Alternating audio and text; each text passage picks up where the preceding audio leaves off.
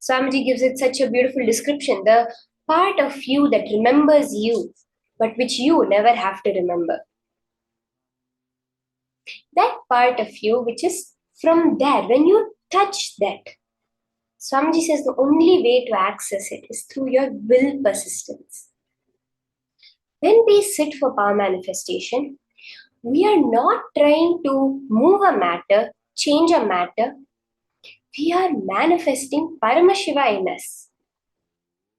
Any power manifestation we see is a result of that, is a verification, is a proof, you could say, of that you touching Paramashiva. It's like if you go, let's say we go to France, you go to Paris for a vacation, whether or not you bring anything back from there, you have gone there, right?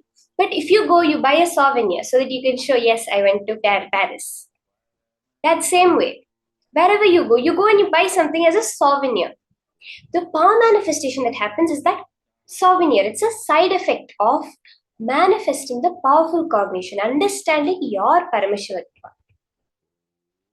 Are we all understanding this very clearly? So now, as we're sitting and doing, you can continue doing the power manifestation. You can sit without any movements. The movements are what causes the thoughts in us. The more and more we interact with matter, we create the thoughts.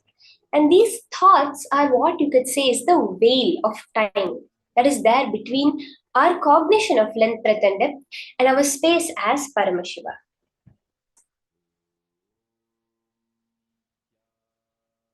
So now, as you are sitting, just intensely connect to Swamiji. Let whatever you can cognize as your awareness, your mind, your being, your life, let it all be focused on becoming Swamiji. Swamiji is that manifestation of us, our super consciousness who has come to remind us that we are super consciousness. Sit as Swamiji, as Paramashiva, as any of your Ishtadevata. That powerful blessings we just got from Swamiji, manifest that. All these power manifestations are directly related, directly proportional to your real life. When we did the Mahima power, when the size increase of an object by 1 centimeter, it reflects as you knowing that you have the ability to increase the money in your bank. When you do now doing the power of anima, that reduction of 1 centimeter in the size gives you that possibility. Yes, I know I can reduce the amount of loans I have. I can remove, I can make it disappear itself. That is how we should approach power manifestation. So as you're all sitting, understand it's the powerful cognition. When your shift happens, we play so many powerful cognitions given by Swamiji. When that shift happens, yes, I am Paramashiva. Swamiji says a regular human being can hold it up to 12 seconds.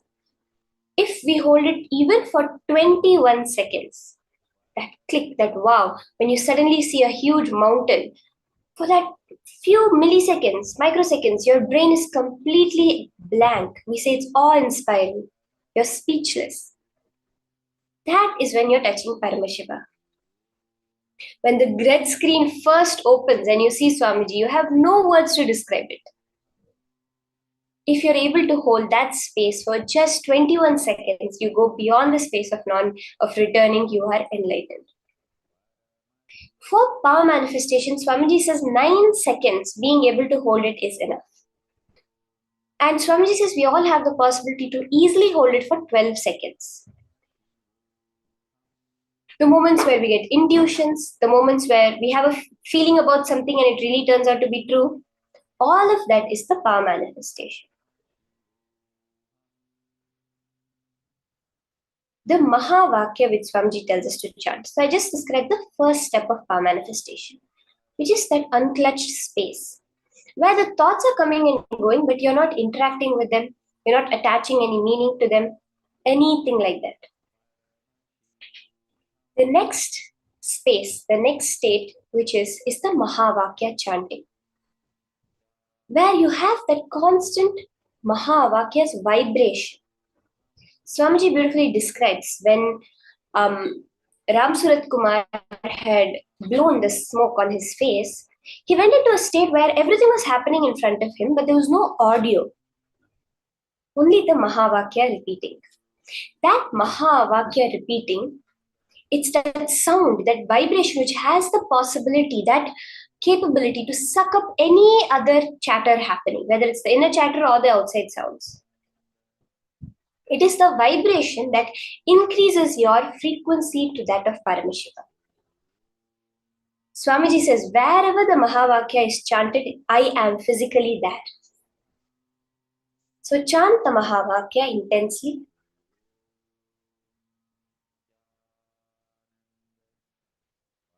Ma Gitanjali, not just intuition, the whole reality is what you have created. Not just our intuitions. Our intuitions are the moments we are seeing the whole process of us creating our reality. We have this thing, deja vu, right? Where something is happening and you felt, this has just happened. I've experienced this before. That is the moment where you're starting to glimpse how you are creating the reality. Through power manifestation, you understand that is a science. Yes, if I want this to happen, I can just create it.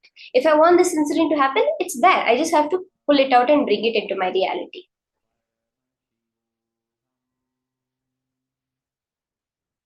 So you can keep the object and literally forget that there's an object. See, you make a will. Your will has so much power. Now your reality is being created only because of your will. Whether you're seeing me talk, whether you're having Paramashiva's darshan, Swamiji's darshan, you're seeing the Pattabhishekam of Sundareshwara, or you're having some kids running around, you're having someone calling you, your boss calling you, all of that is your manifestation. That is all created from your will only. When you make the will now to change a small size of a small object, it will happen. You have to now establish yourself on Paramashiva. Not constantly going back, oh, is it changed? Has it not changed? No. The space we want to manifest Paramashiva. Whatever comes out there as a manifestation is just a verification of that. It's just a byproduct of that. So sit and continue doing the power manifestation, intensely chanting the Mahavakya.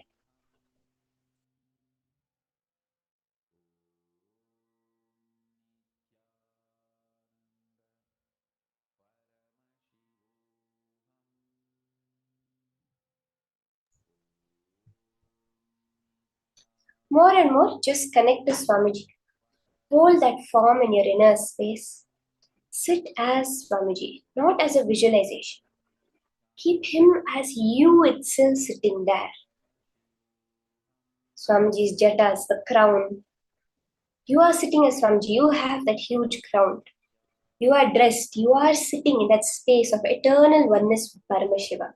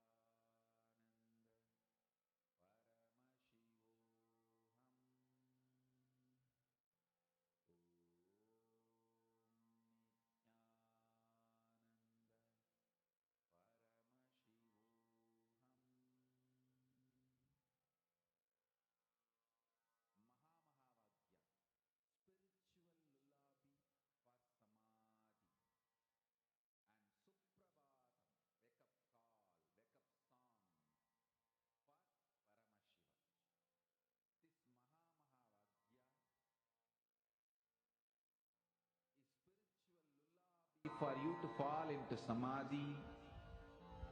Suprabhatam, wake up song for Paramashiva to wake up in you.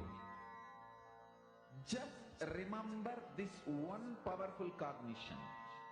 This Mahavagya puts me in samadhi. This is spiritual lullaby for samadhi. And Suprabhatam, wake up song for Paramashiva in me. For Paramashiva to manifest. With this one spiritual powerful cognition, chant this Mahavagya.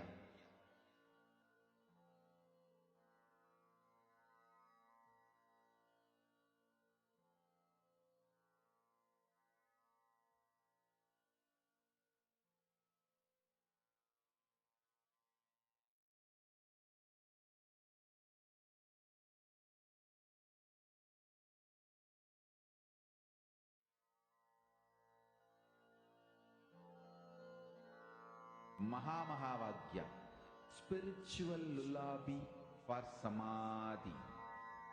And Suprabhatam, wake up call, wake up song for Paramashiva.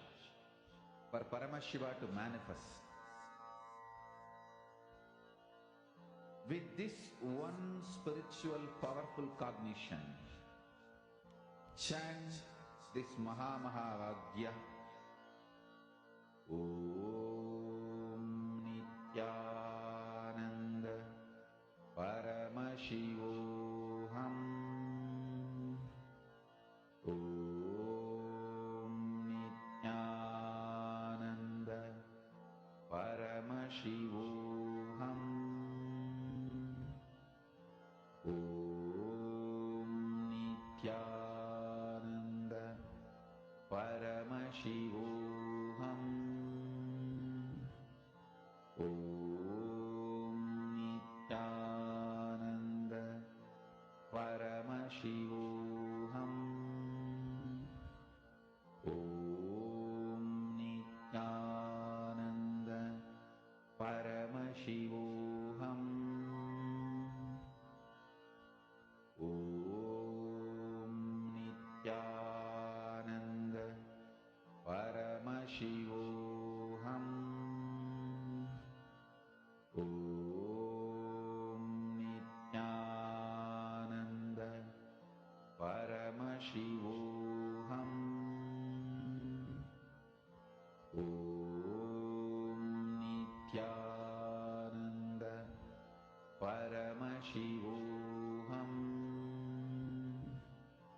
Om Nithyananda Paramashivoham. Om Nithyananda Paramashivoham. Om Nithyananda Paramashivoham.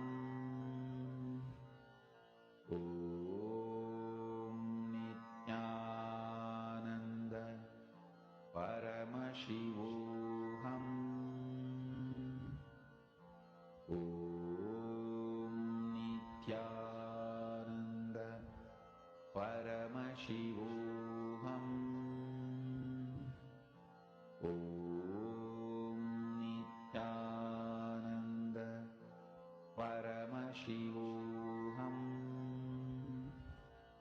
Om Nithyananda Paramashivoham. Om Nithyananda Paramashivoham. Om Nithyananda Paramashivoham. Om Nithyananda Paramashivoham.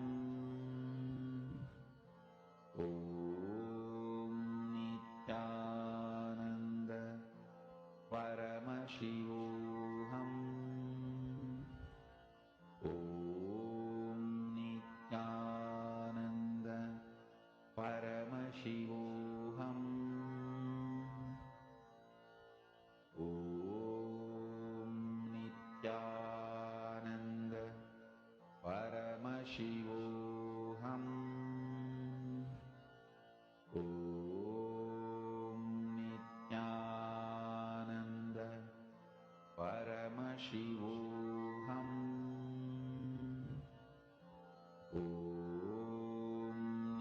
Nithyananda Paramashivoham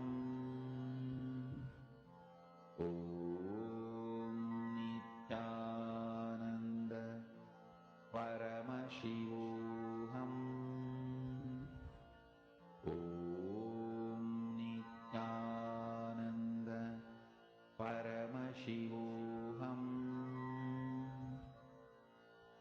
Om Nithyananda. Slowly relax. You can slowly relax. Open your eyes, you can look, verify your object that you had kept in front of you.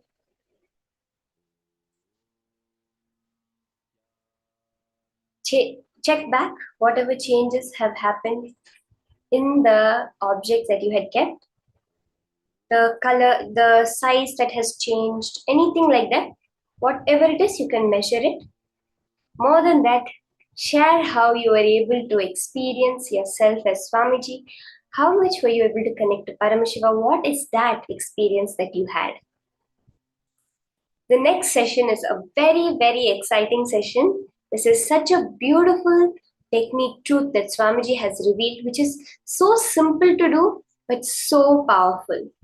That is practicing the presence of God. At every moment, how you can bring Paramashiva's presence over there. Let's now listen to these truths from Swamiji himself.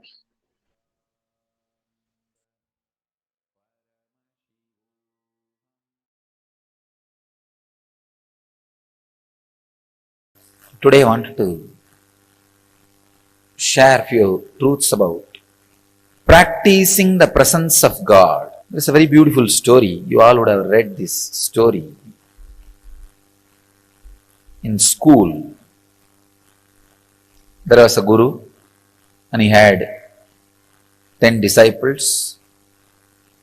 There was one chief disciple, very brilliant and highly spiritual. So naturally Guru was giving attention to that disciple more. So the jealous started among other disciples.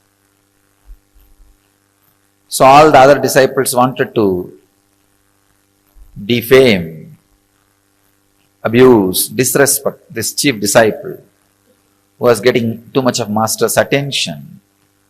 Somehow they wanted to move him out of master's attention. Master also observed. He observes everything, even though you think he sits with closed eyes.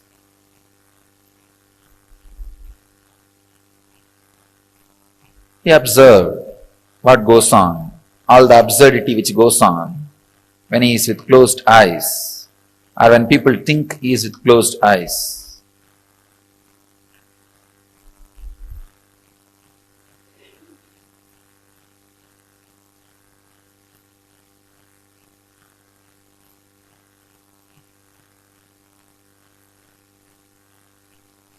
One day he wanted to tell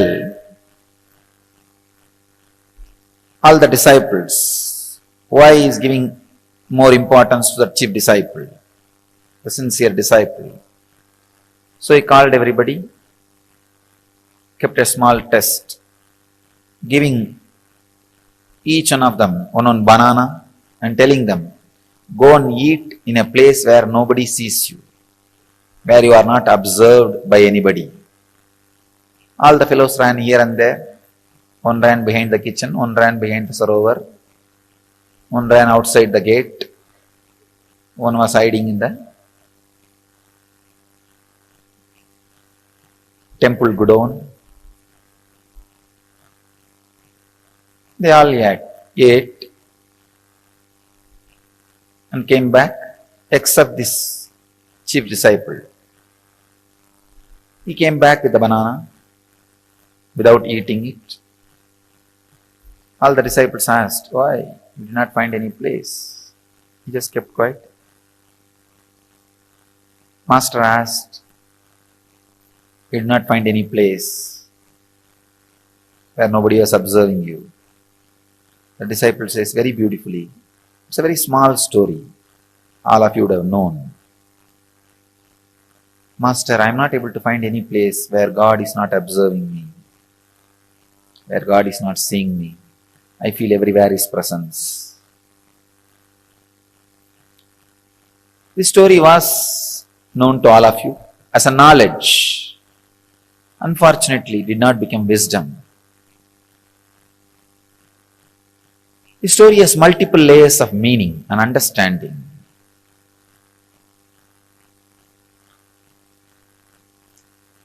First thing, there is no shortcut for spirituality. There is no shortcut for enlightenment. There is no technique for enlightenment. Technique means shortcut. There is no shortcut.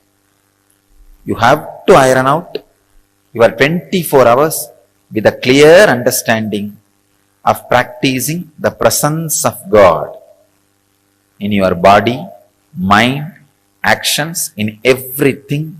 That clear, intense awareness has to be imbibed.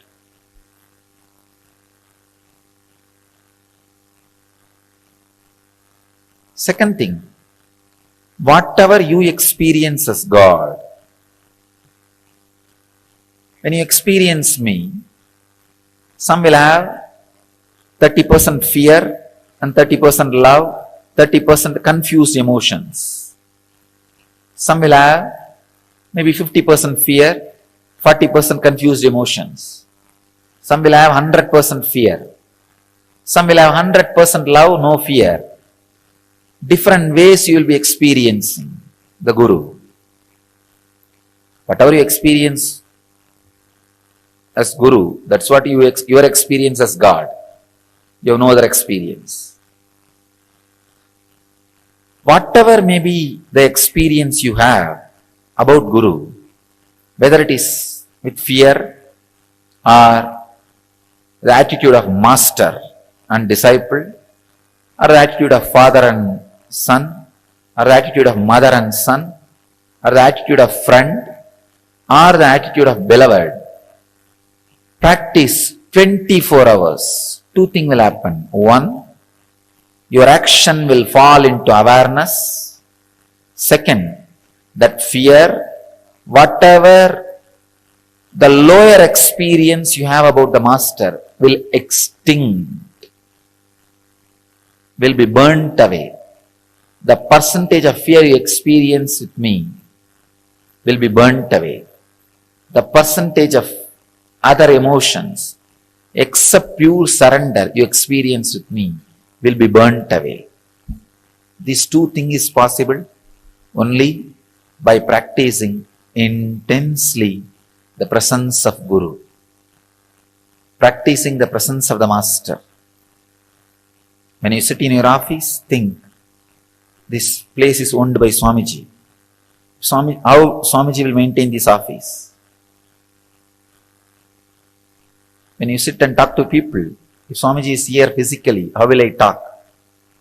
When you do Guru Puja, when I am here physically, just remember, if he is sitting with open eyes, how I will do?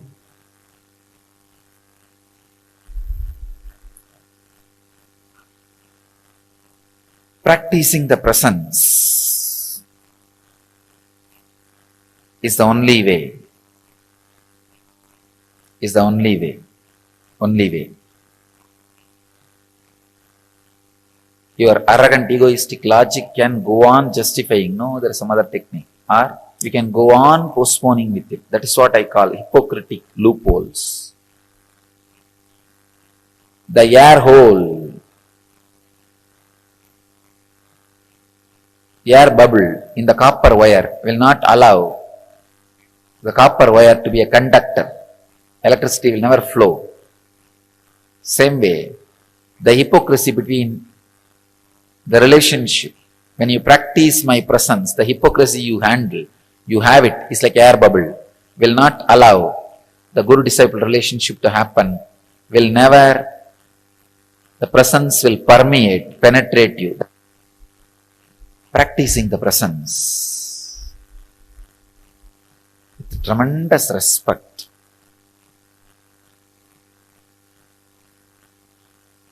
is the only way. That is the only way.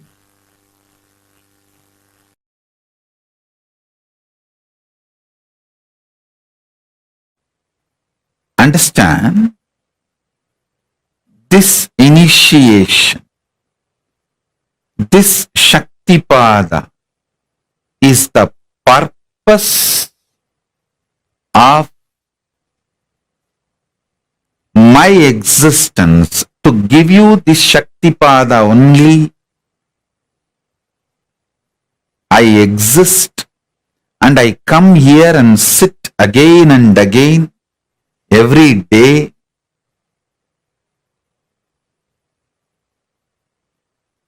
This is the reason I am alive and I reveal myself to all of you.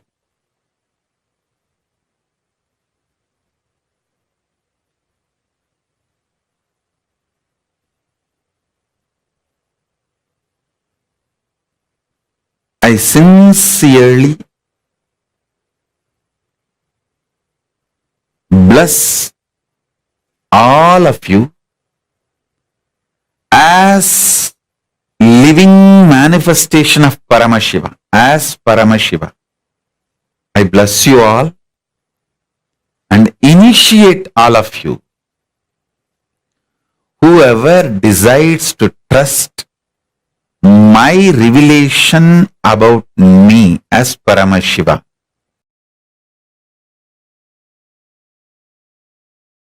I tell you, once this happened, Arunagiri Ishvara was supposed to give me an initiation. He told me that it's a ritualistic initiation, so prepare formally. Means I'll have to get one fruit and one betel leaf and one fruit means banana, one betel leaf, betel nut. And in those days the dakshina will be the 4 annas. 4 anna is I think 25 paise. You have to keep some coin for that 4 anna. And you will have to get one towel, means a piece of cloth. These are supposed to be offered as a dakshina. So he told me, prepare everything and come with all that. He was supposed to give a very ritualistic initiation. One beautiful thing, that one thing with Arunagiri Ishvara I have seen, even though he transmits all the experiences, everything, left and right, he will never miss performing something which need to be done ritually, to educate me, to teach me a lesson. So I will do the same for all of you. He will never avoid ritual. See, he will make me experience the whole satya of sannyasa. That does not mean he will not perform the ritual. He will end, after that he will perform the ritual also and give formally the consolidation. So one day he told me that prepare everything and come. The whole thing will cost maybe less than 1 rupee.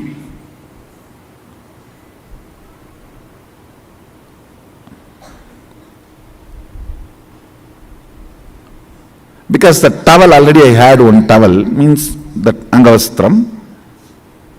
Only the other few things I need to buy, which is less than a rupee.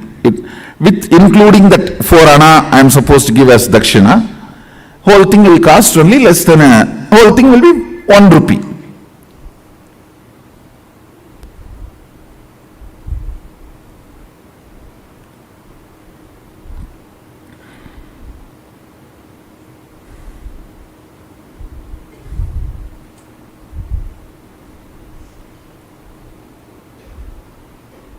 I went to my grandfather. He is the funder usually for all my rituals and all the expenses. I went to him and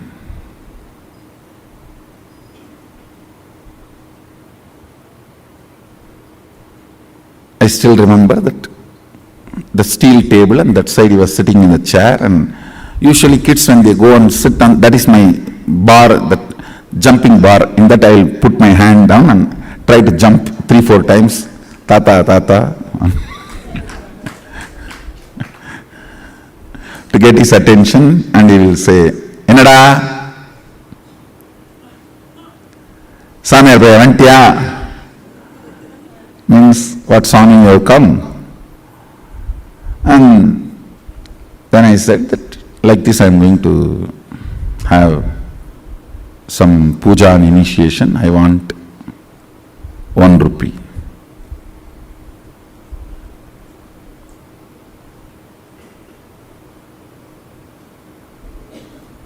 He will not usually handle the cash, so he will look at the cashier, will be just sitting next to him.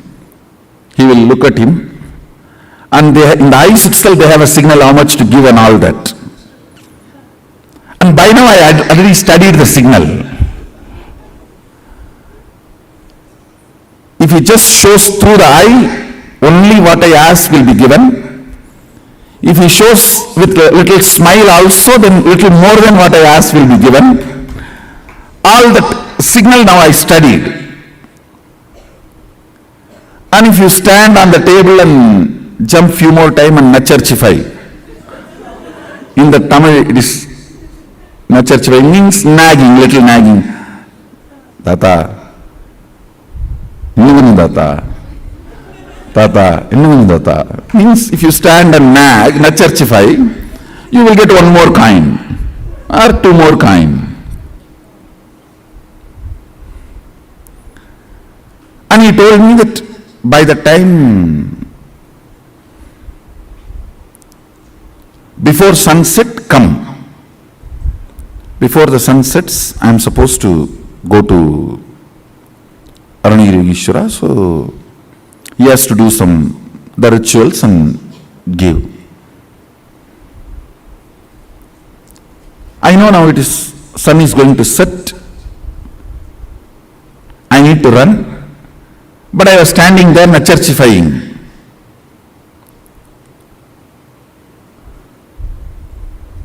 Thinking that if I stand for a few more minutes, I'll get few more coins.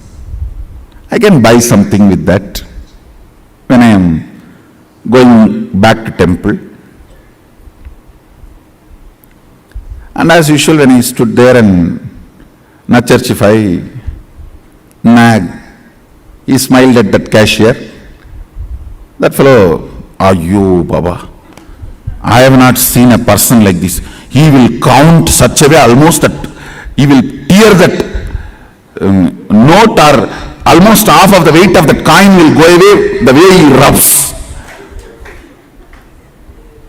His name was Shanmugam, my grandfather's partner.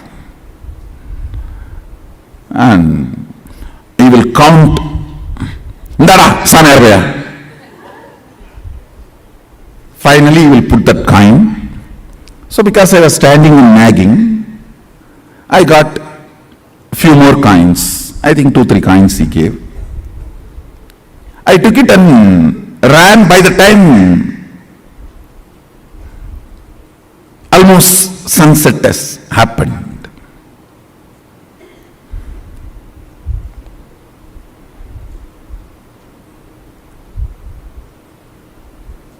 By the time I ran to him with all the things, almost sunset has happened, and listen now is the real thing. Whenever I go to Aranirigishwara, first thing, a wide, broad smile, and he will stretch his leg for me to touch his feet. That's the way he will welcome me, receive me.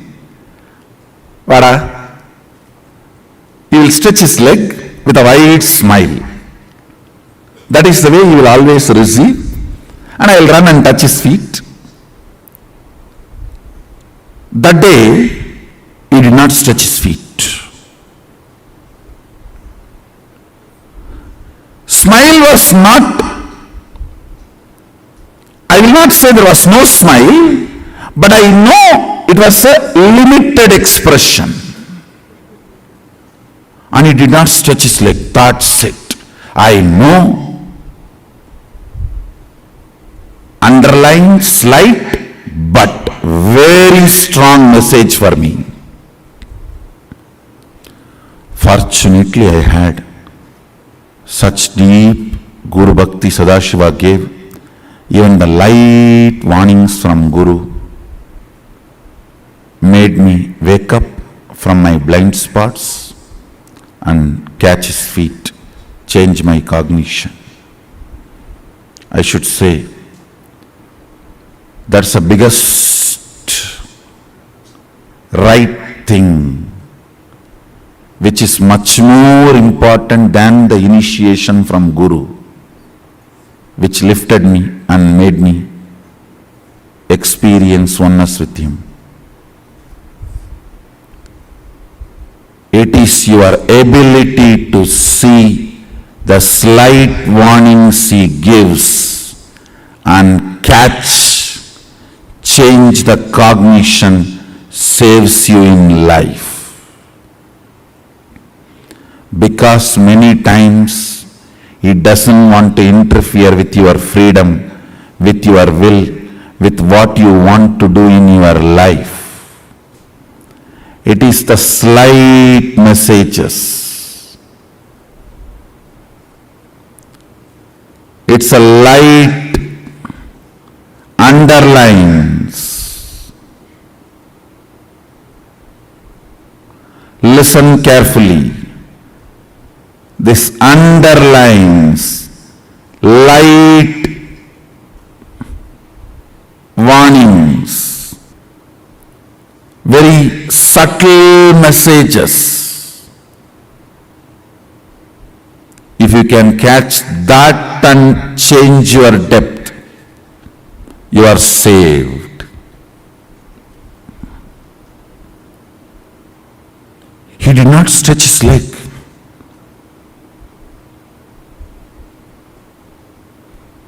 That is enough to shake me. I ran and just held his feet and said, Swami, mannich late aayirchi.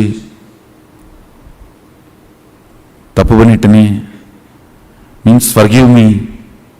God delayed. I made a mistake.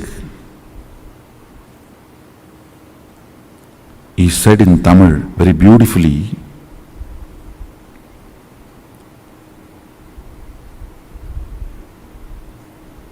இந்த சேவையை விட அதிக பணம் வேணுன்ற ஆசையினால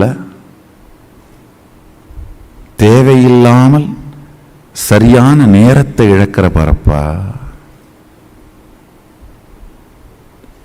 He told me I am greedy for money. பணத்தாசையடா. It just shook me. Yes.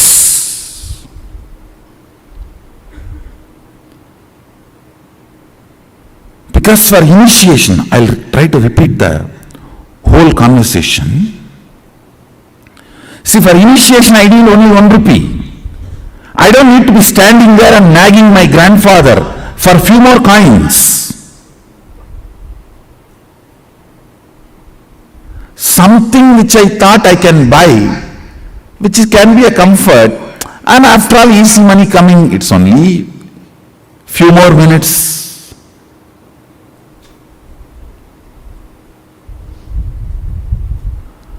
That casualness,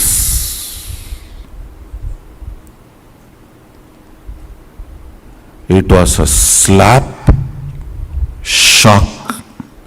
I just woke up. Oh God, just these few coins.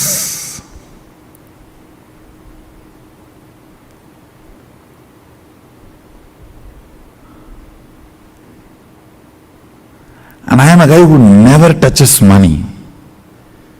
Only like this initiation or any of this Arunagiri Ishwara's work I touch money. This kind. And I remember I collapsed completely inside. fortunately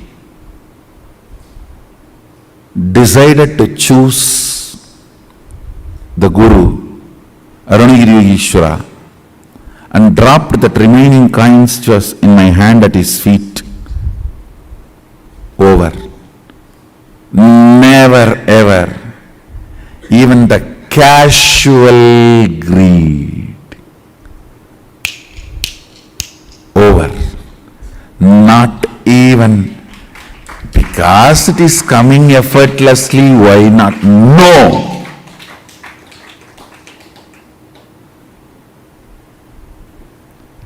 I should not even use the word greed. Even that casualness. If it is there, we can buy something. Even that cannot keep me away from my Guru.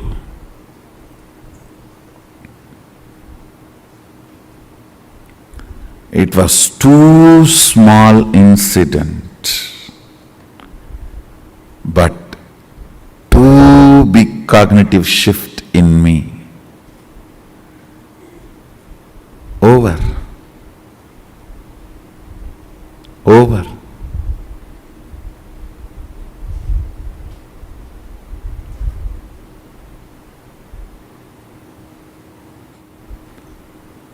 There are some messages which you cannot directly tell. If you directly tell, it will look like, oh, am I wrong? Is it wrong? You will get into defense. Then you cannot be taught. The cognitive shift will not happen. I can only underline.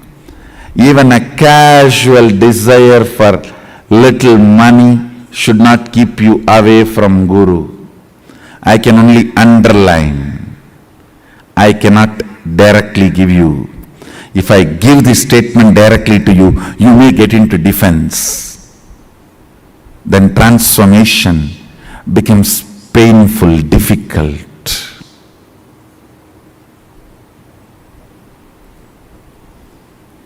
Sometimes things need to be very subtly told. You need to catch it.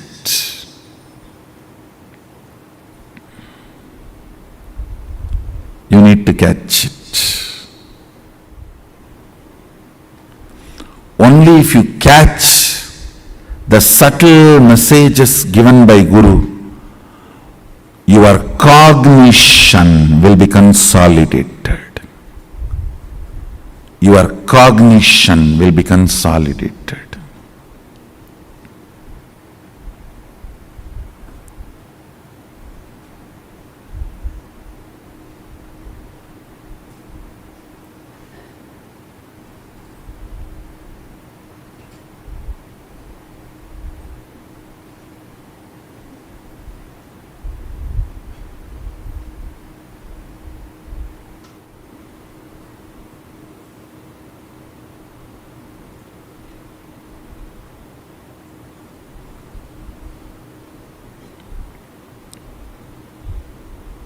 I'm just waiting, seeing whether for whom I'm giving this subtle message, are they catching it or playfully missing it?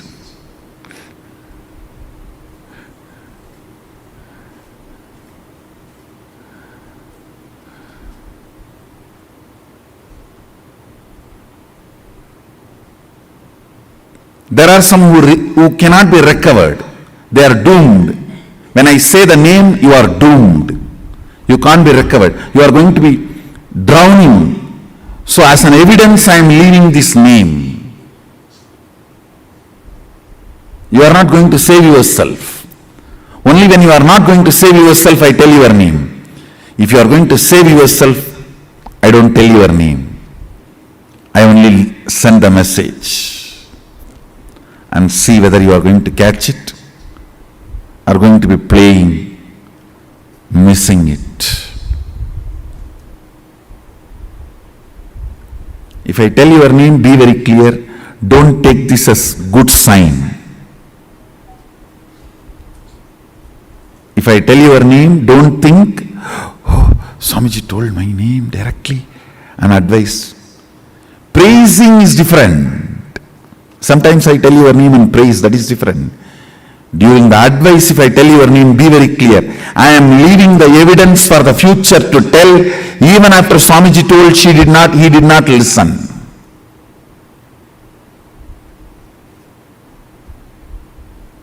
If I don't tell your name, only leave the message, I have a hope you will catch the subtle message and consolidate, catch the blind spot even you are missing, which is inside you, and change your cognition. If I am telling your name, it means very clear, you are too arrogant. You are not going to change. I am telling your name so that the future, you will be the wrong example for the future to learn lesson from you.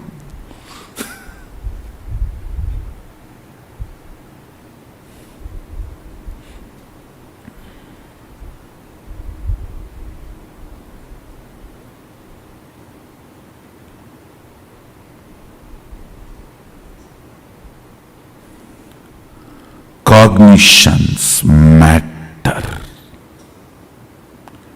Cognitions matter.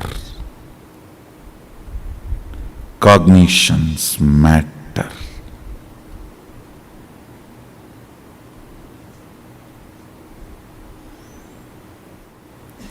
Do you know the funny thing? Next, what happened when I collapsed at his feet? Dropping the coins.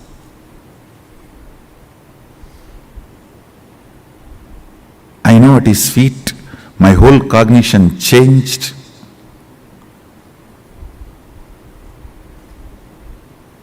I was completely new. He lifted me up and held my face casually and turned. I saw the sun is back. Sun was back. No sunset.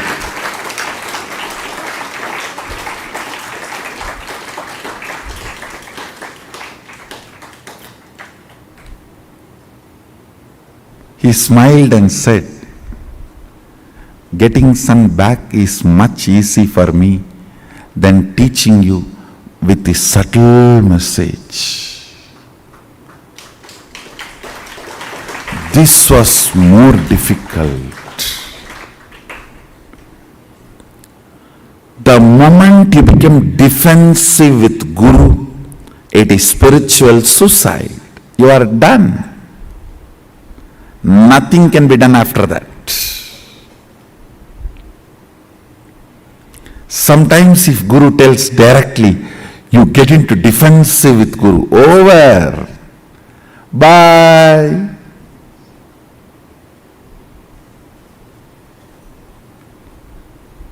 See you later when you are ready.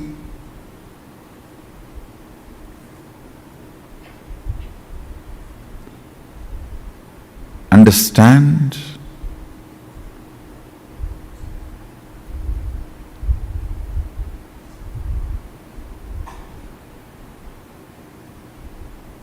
He said, making the sunset or getting it back is in my will.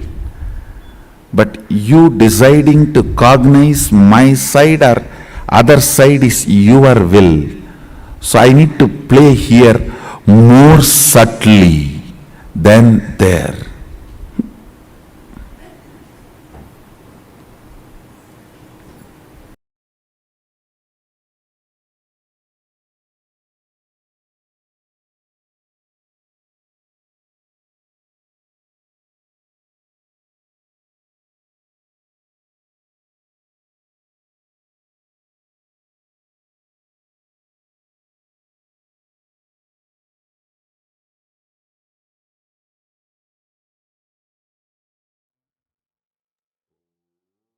The subtle lessons that the Guru shows us, hints towards our blind spots. Just if we catch it, we will be saved from even the biggest of patterns that we are stuck with. Just catching the subtle hints that the Master gives us. What did each of you understand with this? catching the silent blind spots using the subtle signals from the Guru. Take a moment, cognize, contemplate, take a few minutes, spend a few minutes with yourself and contemplate on what Swamiji just revealed. And how many of you are able to see what kind of these subtle signals have you observed which exposes the silent blind spots that are there inside of you? Take a few minutes, look into you and identify what are those silent blind spots that are just crawling inside of you.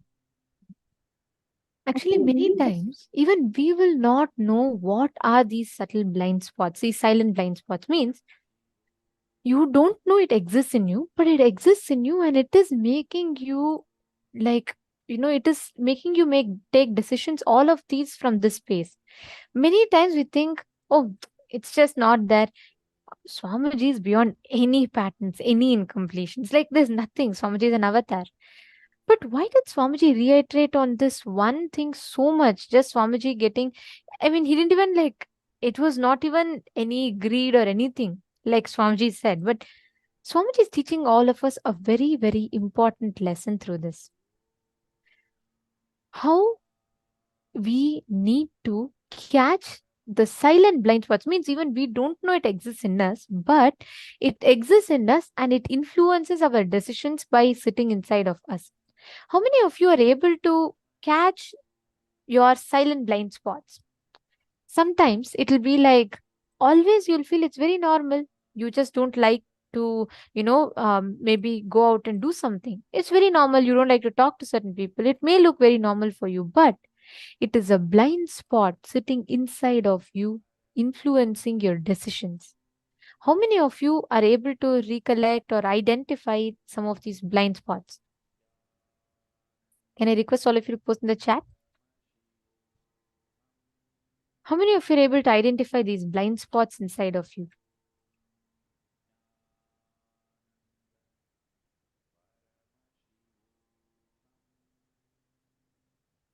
Please understand, these silent blind spots that we have sitting inside of us, these are the root cause of delusions in our life. As long as we have these silent blind spots, we are continuously entertaining only delusions in our life. Swamiji gives a very, very beautiful lesson. Just by Arunagiri Yogeshwara not stretching his leg, you will be able to simply catch that, just through that, Swamiji caught the whole lesson that Arunagiri Yogeshwara wanted to teach Swamiji. Practicing the presence of God is in multiple ways you can experience this. I had shared with you all about the story of Swamiji going around the circumambulation of the hill, right? How Swamiji will say, literally for Swamiji it will be, how will Annamalai Swamigal behave? I will simply behave like that. How will Annamalai Swamigal do? I will simply do like that. That is literally it. Like Swamiji said, once Annamalai Swamigal told in one of the speeches, one of the satsangs, he said that I never have dreams. Then the moment Swamiji heard this, then Swamiji is like, oh, Annamalai Swamigal doesn't have dreams? Then I will also not have dreams. How can I have dreams? I can also not have dreams. The moment Swamiji heard this, the moment Swamiji heard Annamalai Swamigal tell, then that day when Swamiji was sleeping, Swamiji saw that dreams started coming in Swamiji. Even in Swamiji's dream, Swamiji went and told himself, stop, I cannot have dream. Annamalai Swamigal does not have dream. I cannot have dream. See, Swamiji's whole consciousness, his whole being responded to it so much that even in dream state where the eye consciousness is less and only the mind exists, even in that state, Swamiji literally stood up and said, okay, stop. How can I have dream? When Arunagiri Yogeshwara, when Annamalai Swamigal does not have dream, I cannot have dream. And the dream stopped halfway through. That's all. After that, Swamiji never ever had dreams, ever. That is the way we can use each thing that Swamiji teaches us, right? It is such a beautiful lesson for us to learn, is it not? The way Swamiji tells us, when Swamiji tells, it is simple integrity, simple, straightforward living. That's all. Tatiana Hughes is saying, yes, there are some of them. Understand, all of us have these silent blind spots inside of us. It sits inside of us and affects so many of our decision-making capabilities, like so many decisions that we make is affected by the silent blind spots. Because even we are not conscious. Even we don't know what decision we are making, why we are making it a certain way. But Tatiana Hughes is asking, Ma, what if we have dream with Guru? Ma, please understand, all dreams are incompletions. If you have Swamiji coming in your dream, and when you wake up, if you're able to remember it in color, it is vision. Swamiji tells, if you're able to recollect your dream, if you saw the dream in color, it's a vision, it's not a dream. Understand, all the dreams that we have, you only have it in black and white. We all think, no, I remember my dream was in color. I'm very sure. It's because once you wake up, you add color to it to perceive it. But we only have, our dreams are only in black and white. But even in the dream, you will feel it will be such vivid color. Vivid color. And sometimes even in the dream, you will feel like your eyes, it's just so bright for your eyes, and like it'll be very vivid experience when it is vision. It's not dream, it's vision. You can be rest assured that it is darshan that Swamiji has given to you.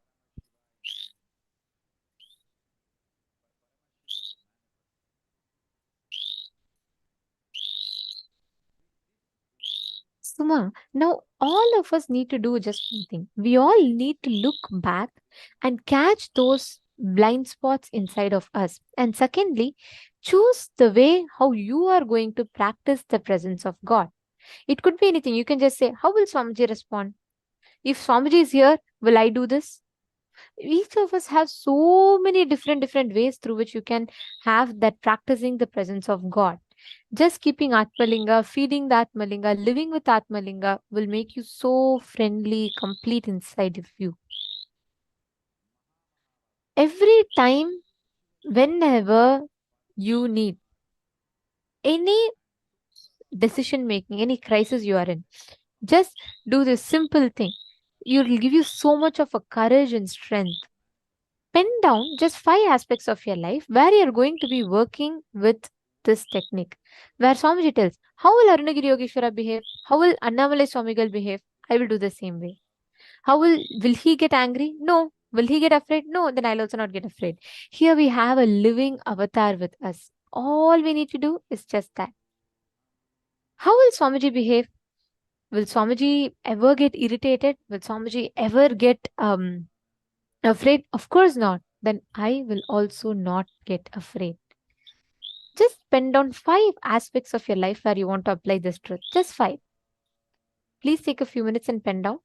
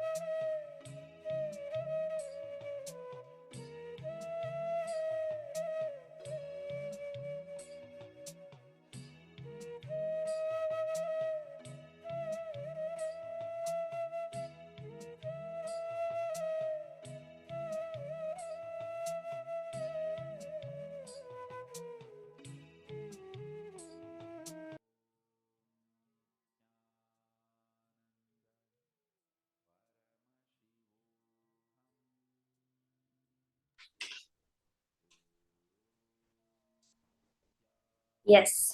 Now we're going to be entering into the power of remote vision. So the first 2 rounds we did the Ashtamahashaktis. Now we're going to be doing the power of remote vision. Every cognition that Swamiji gives us, apply that in your power manifestation also. The 5 aspects that we said we'll apply it also in the power manifestation.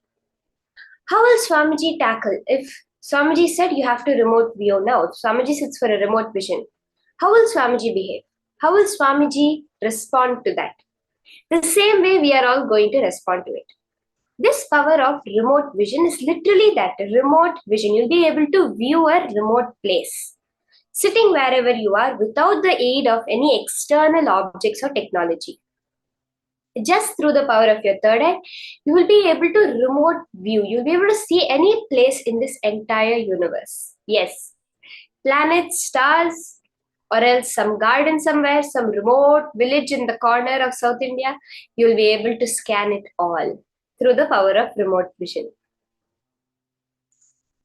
So how many of you are excited for this power? See, there are so many various powers that Swamiji has given us for each and every manifestation. See, each and every power can manifest in your daily life in so many ways.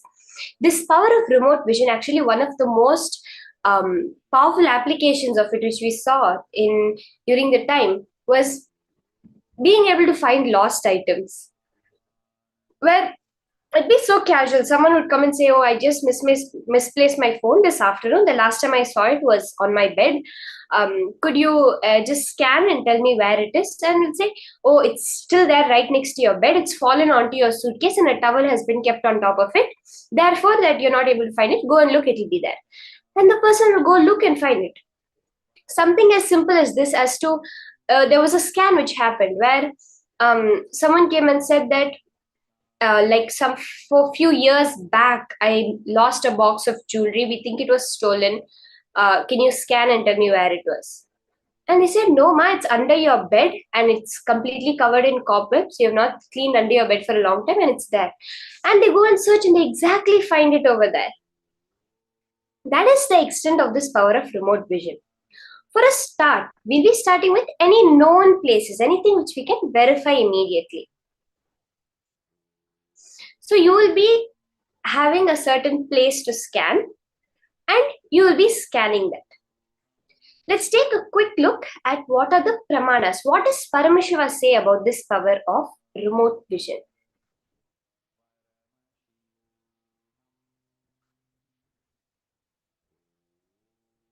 So the Shastra Pramana for the power of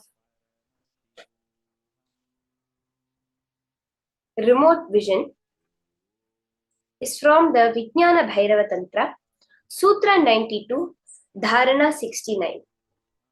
Vyomakaram swamatmanam dhyayed digbhiranavritam nirashraya chitish shaktihi swarupam darshayet tada. Bhagavan Paramashiva says, concentrate and cognize with restful awareness on one's self in the form of a vast etheric space or sky. Vyomakaram, your Swa-Atma, your own self, as vast as the entire universe, which is limitless in any direction whatsoever. Digbhir anavritam. Thus, the power of consciousness, the Chitish Shakti, freed from all support, Nirashraya, reveals and manifests herself as the form of one's essential nature of the self. That Swarupa gets revealed to you. When you just decide to understand that with your cognition, you decide that, yes, I am vast, I am limitless, then any knowledge, any place in the universe is revealed to you. In the Mahabharata, we beautifully see this, beautifully portrayed and experienced by Sanjaya, who was a regular charioteer. So the whole war, including the Bhagavad Gita, was revealed by Sanjaya to the blind king Dhritarashtra.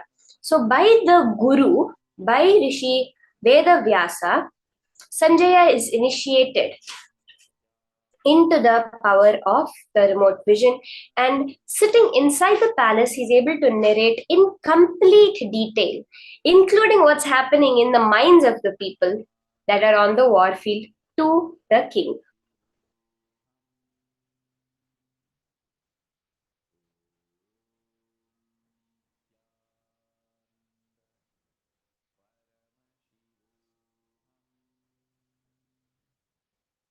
We see Swamiji's own beautiful manifestation of this power, where Swamiji's guru, Narayana Swami Tata, who was well known to be able to see remote distances in the mirror.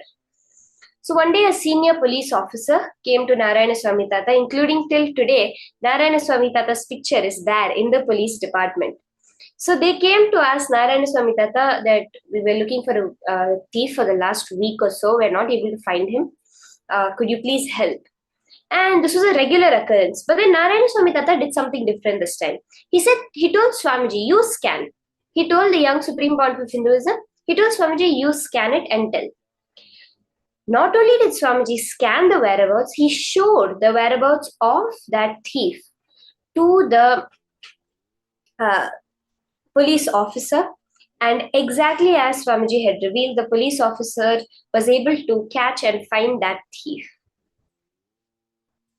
Now all of us are also going to manifest exactly this power manifestation. So you're going to connect to a partner in this first round. Can I request all the participants to start with connecting to a partner? Either you can connect to someone who's there on your own, on your place. If you're watching us live on YouTube or on Facebook, you can connect to any friends, family, any beings who are there around you to do this power manifestation. And if you're inside the Zooms, you can connect to the other participants who are there. So let's all connect to a partner for this round of manifestation.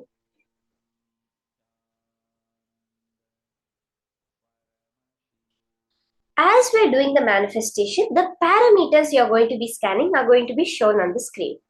So you're going to be scanning the various parameters. For example, like how many rooms are there in the house, how many bathrooms are there in the house, how many windows, how many doors, what is the color of the interior, the color of the exterior, and various details we're going to go in this manifestation.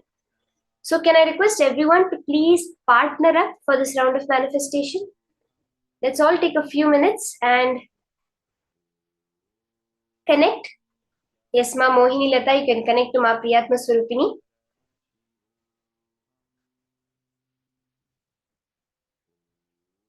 Let's all connect to our partners. We're going to do this with a partner, this whole manifestation.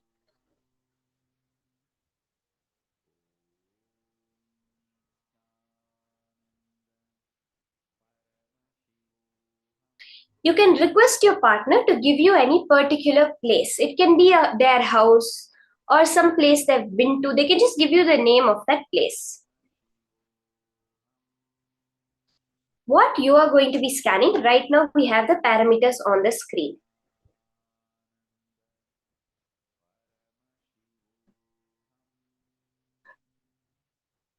You're going to be scanning the number of bedrooms, number of bathrooms, whether it's furnished, unfurnished, semi-furnished, what's the layout of the living room, the wall material, the colors, type of furnitures, layout of the kitchen, color of the kitchen, wall material of the kitchen, and the flooring and the color of the kitchen, and the color of the flooring. So let's scan these parameters. These are the details that we all want to scan. So as we are manifesting, as we are doing, let's go into the subtlest of details. The more and more you go into the details, Swamiji says, Paramashiva resides in detail. When you go into that details and reveal, you'll see how that confidence that yes, Paramashiva is manifesting happens in you. You're literally able to see the colors, the material. We had an incident where a Nithyananda Yogam participant was scanning, was able to see the make of the table that was printed on the right hand corner underneath in tiny font. He was able to scan the make of the table. That is the level to which the whole power manifestation will go. Yes, I see more people partnering up.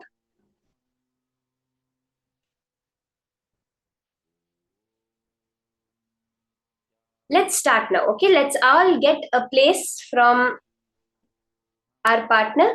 So I see Tatiana has partnered up with Mui Fanang. Anyone else left? You can partner up and get a particular place from your partner. You can ask your partner to give you any place, like their house or my office.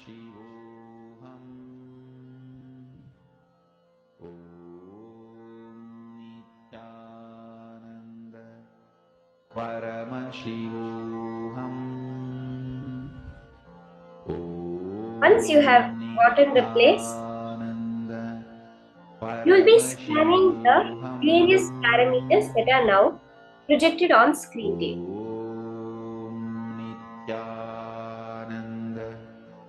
Maybe we can start with scanning our partner's house.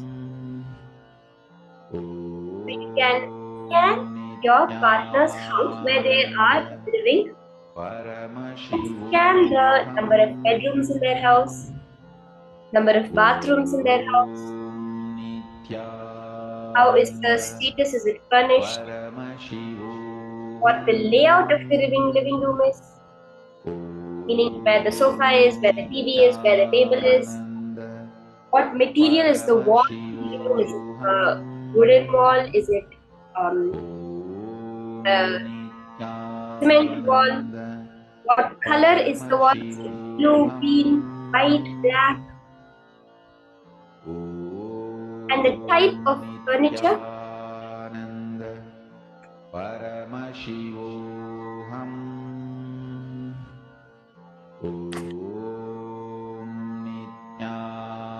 Whether they have a huge L sofa, they have two tiny couches, only chairs, no couches, or they have a bed in their living room. It can be anything, just to be in whatever comes to your third eye.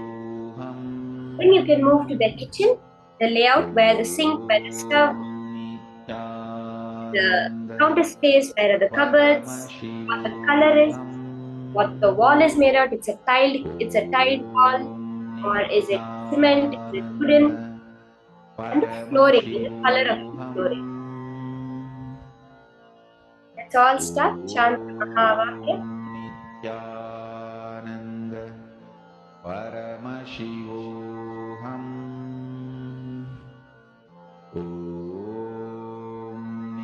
Nithyananda Paramashivoham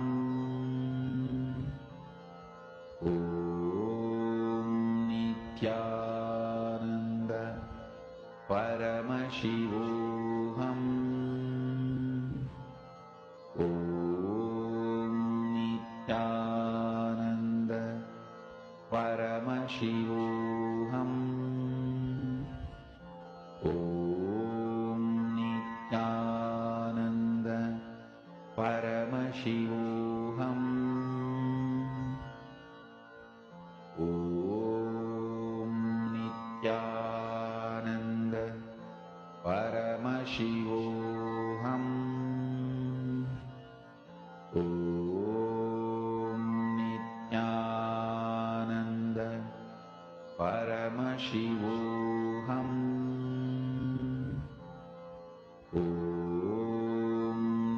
Nithyananda Paramashivoham Nithyananda Paramashivoham Nithyananda Paramashivoham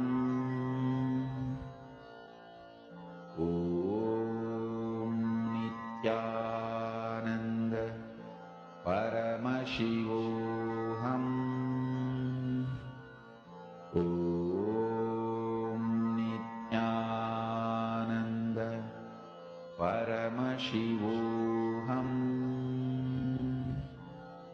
Om Nithyananda Paramashivoham.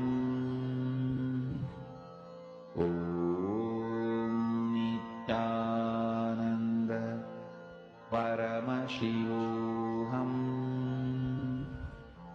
Om Nithyananda Paramashivoham.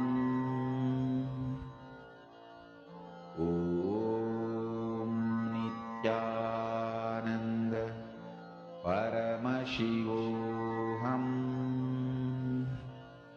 Om Nithyananda Paramashivoham. Om Nithyananda Paramashivoham. Om Nithyananda Paramashivoham. Om Nithyananda Paramashivoham. Om Nithyananda Paramashivoham. Om Nithyananda Paramashivoham. Om Nithyananda Paramashivoham. Om Nithyananda Paramashivoham. Om Nithyananda Paramashivoham. Om Nithyananda Paramashivoham.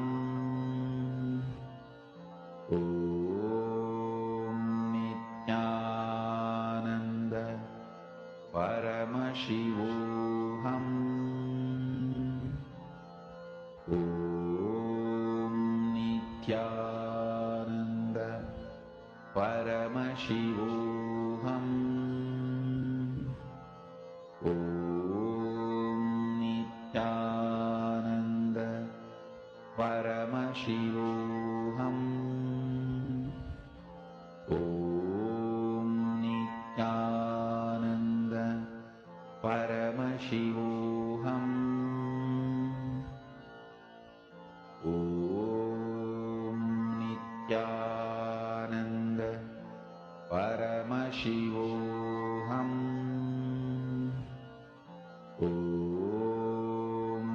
As you're doing the manifestation, you can start sharing with your partner also what you're hearing in your third eye.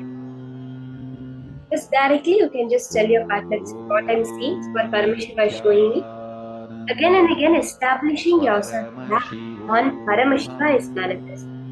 I am not doing anything over here. Only Paramashiva who is manifesting. Whatever comes, whatever he tells me, he will be integrated and authentic towards revealing that. That's all. Om Nithyananda Paramashivoham. Om Nithyananda Paramashivoham. Om Nithyananda Paramashivoham. Om Nithyananda Paramashivoham. Om Nithyananda Paramashivoham. Om Nithyananda Paramashivoham. Om Nithyananda Paramashivoham. Om Nithyananda Paramashivoham.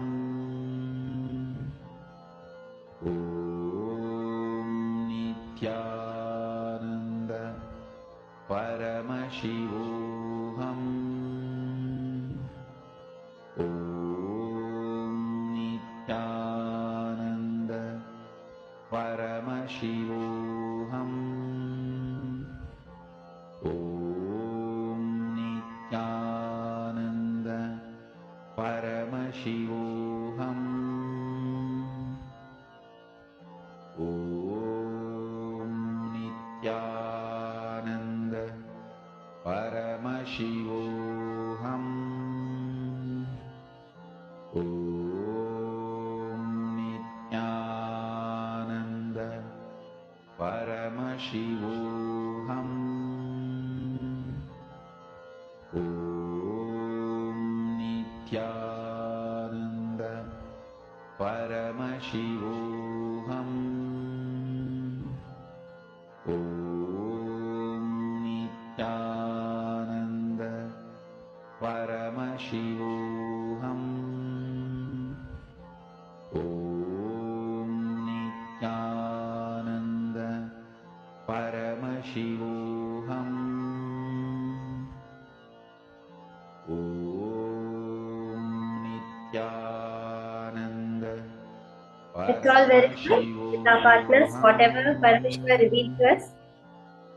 And if you manifested, you can always post how the manifestation happened for you. How did Paramashiva reveal himself to you today?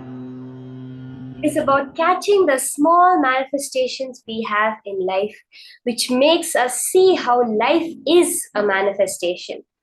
Many times we miss even the small things that happen. You said something and it just happened. Or you thought something and immediately it happened. Or else you were thinking about someone in the morning, in the evening they called you. These are the subtle manifestations. You would have casually said something, but it'll just happen exactly like you said it. Or else something would be there, you would have mentioned about it, and when you go there, you'll see it's exactly the same. These are the manifestations. Even now, as we're doing the power manifestation, even if you got one word correct, understand Paramashiva has manifested out of the millions of types of houses, the millions of colors that are there. You got it. That is manifestation.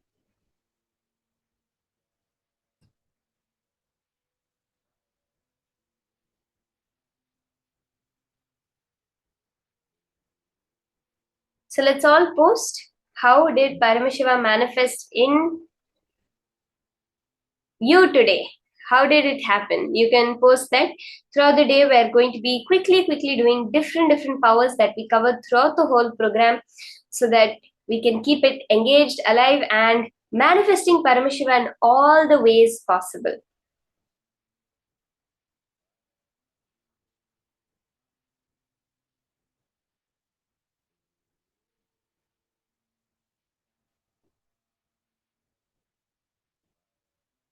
Okay, I see Ma Mohini Lata manifested. That's awesome, Ma. You are scanning Ma Priyatma Surupini's house and you got it exactly right.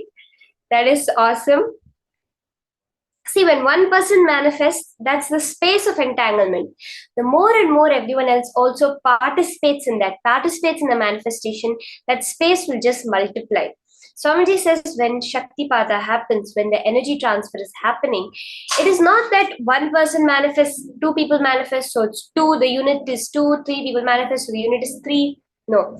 When there is two people, it becomes four. When there is, it's like electricity where every wire connected to it gets the same amount. But Swamiji says with Shaktipada, it's multiplied by the number of people who are sitting there. So let's all intensely participate during the power manifestation. Hold that space for everything to happen.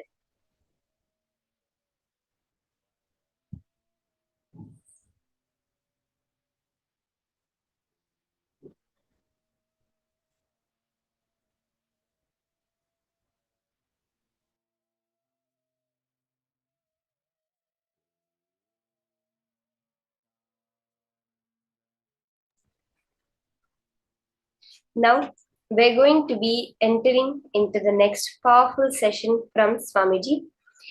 Today's whole day is so much just melting in that connection with Paramashiva, knowing that Paramashiva himself has come down as your Guru. The next session is Guru Bhakti. What exactly is Guru Bhakti and what is it exactly? Like, all of us have Guru Bhakti. How did it manifest in our life and what is it manifesting in the future as our life? Let us now listen to these powerful cognitions from Swamiji himself.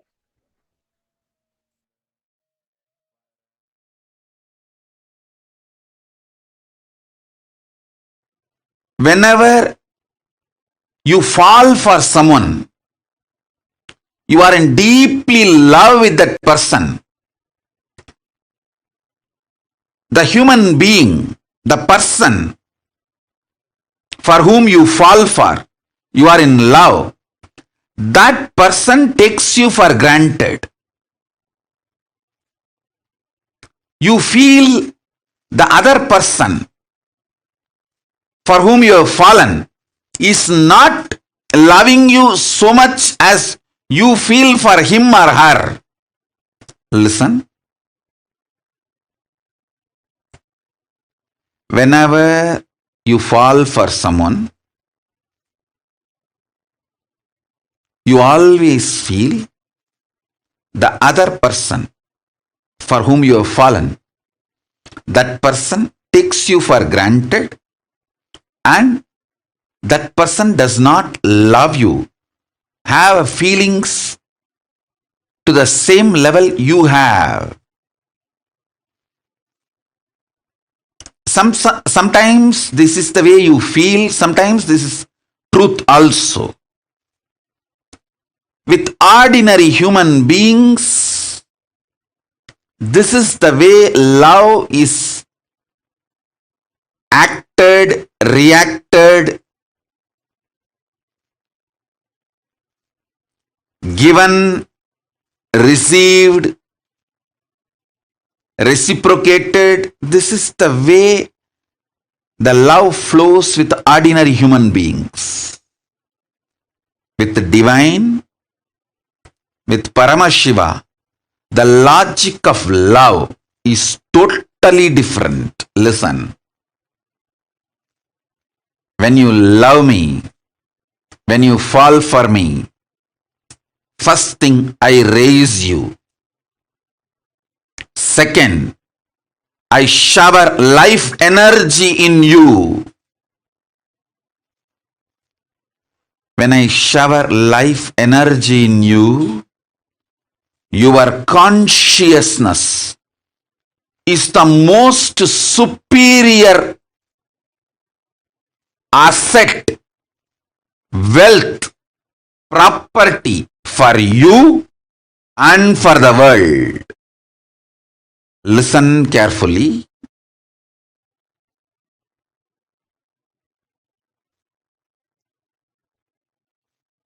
I'll tell you one small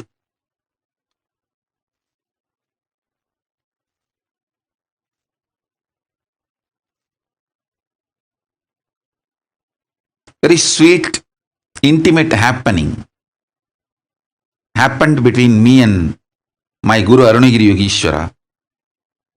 I carried food for him one day and he was eating. Few food parts fell from his mouth with his saliva by mistake when he was eating with the hand. I just took that. He thought I am cleaning it up and I may throw it away, but I did not throw it away. I just put it in my mouth. Prasada.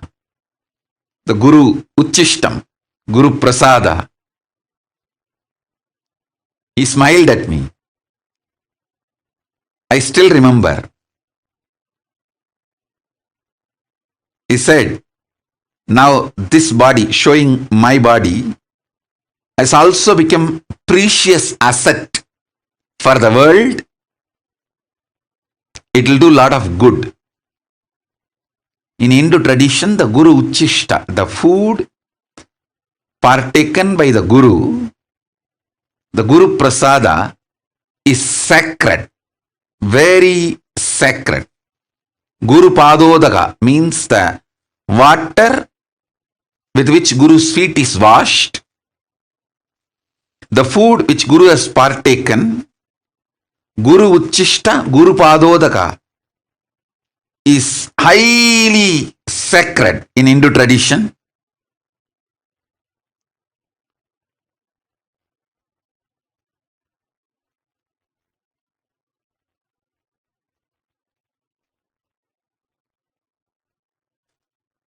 He said, just that little Uchishta which I took,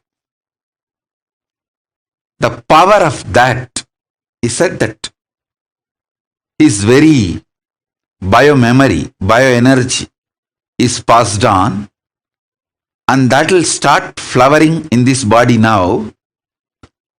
This body also is a precious asset for the world because of what it is manifesting. Listen sincerely, intensely. When he loved me, he made me sacred.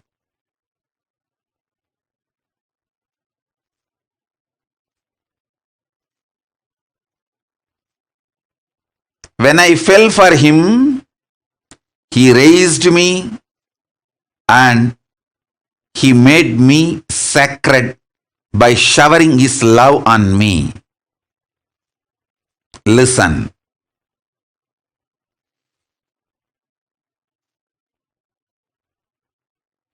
All of you, my disciples, followers, whom I initiated, all of you have received the greatest, best Uchishta, that is mantra, the Mahavagya, which I used most in my life, is the Mahavagya. The mantra, if you have received, you received the best, greatest Uchishta from me.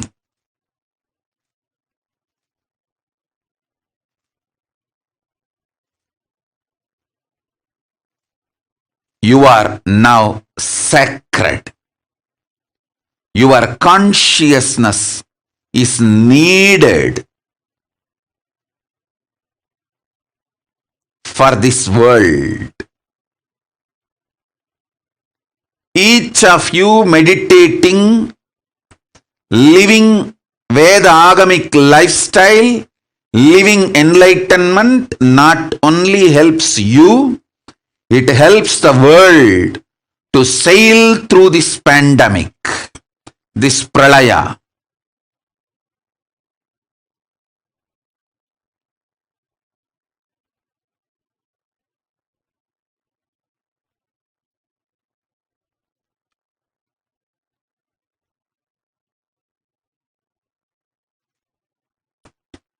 So when I fell for my Guru, he raised me and showered his love on me and made me sacred.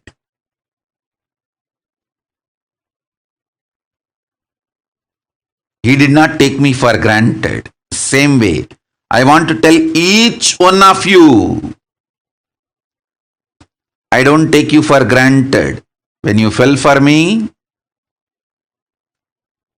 I shower my love on you, and I don't take you for granted.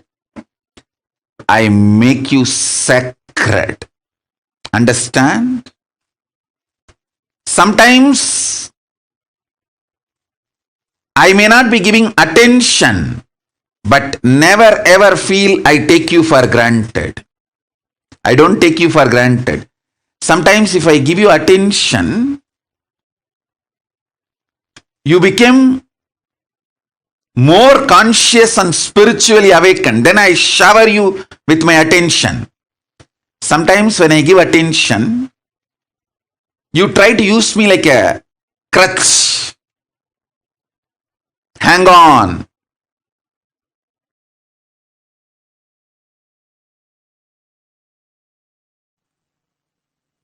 Paramashiva's message directly from Kailasa.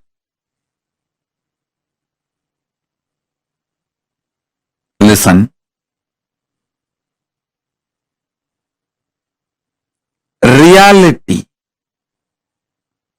of the existence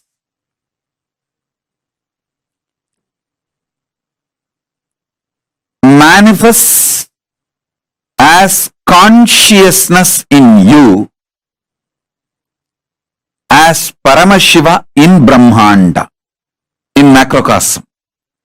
In the macrocosmic level, the reality of existence is Paramashiva. In the microcosmic level, the reality of existence is consciousness.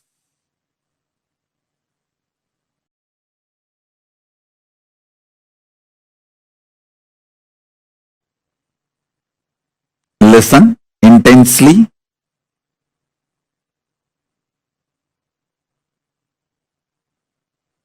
The fifth force, consciousness,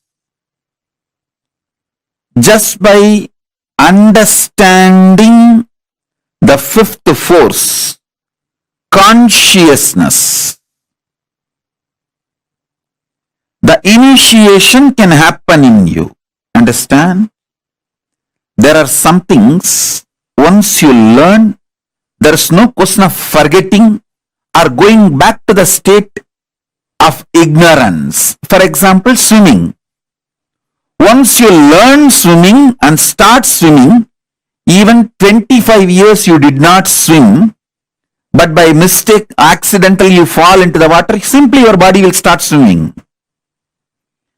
So there is no question of going back to ignorance. When some of the knowledge gets into your biomemory, same way cycling. Once you learn cycling and did it successfully, even 25 years you did not touch the cycle, doesn't mean you will forget it. Simply when you get the cycle again, you will start cycling. There are many great possibilities and powers. Once it gets into your biomemory, there's no going back to the pre-knowledge period, the ignorance period. Some knowledge makes a permanent awakening, alteration in you. This knowledge about consciousness, the fifth force, will make permanent transformation, change in you. There is no going back to the space of ignorance or pre-knowledge zone. Once you receive this knowledge, there is no going back to pre-knowledge time or ignorance period. Listen.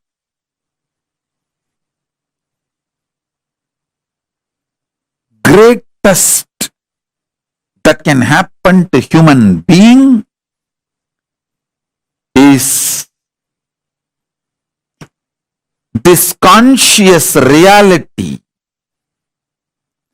becoming the existence, part of your existence. Listen. this conscious reality can be part of your existence if you have a direct feeling connection, Guru Bhakti. It can just like a jumping of the flame, transmission of the lamp. Hey, Paramashiva is real. Over. You just know. Swamiji said it. Paramashiva is real. Paramashiva is real. And based on that, your whole cognitive shift happens. Your existence shifts. From that reality, you cognize, exist, act, manifest, gravitate, do everything.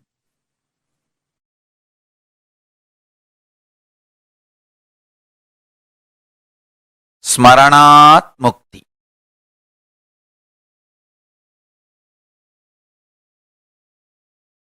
Remembrance liberates. Understand? I was seeing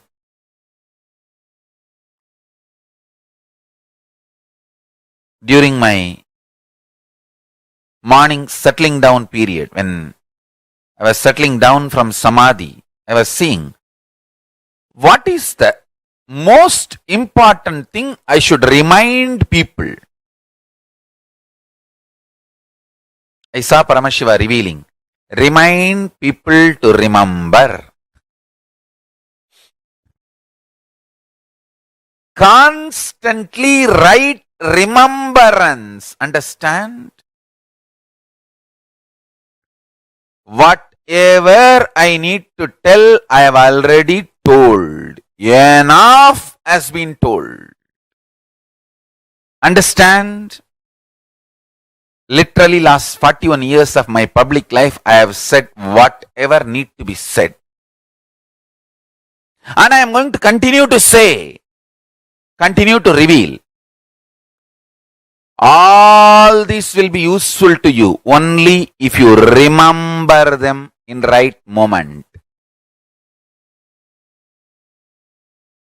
So, essence of whatever I said, saying, going to say is remember the right powerful cognition in right moment.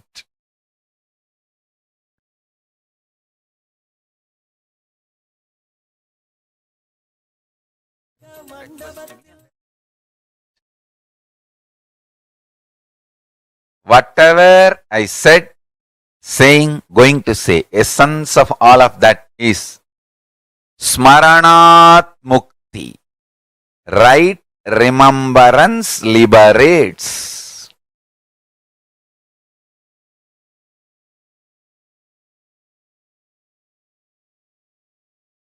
I can see clearly how beautifully, systematically my life evolved.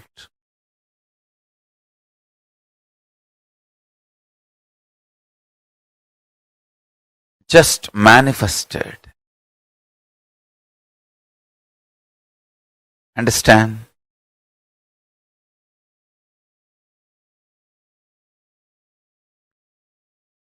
When you remember the right powerful cognitions in right time, immediately liberation. Anything does not liberate is not right remembrance. Anywhere the right remembrance happens, immediate liberation. Listen.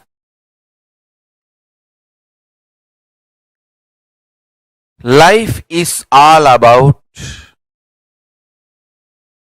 how many times you remember powerful cognitions and experience liberation, and how many people you help to remember powerful cognition and manifest enlightenment. That's all. That's all. Understand? The more and more people you support to get powerful cognitions, the more and more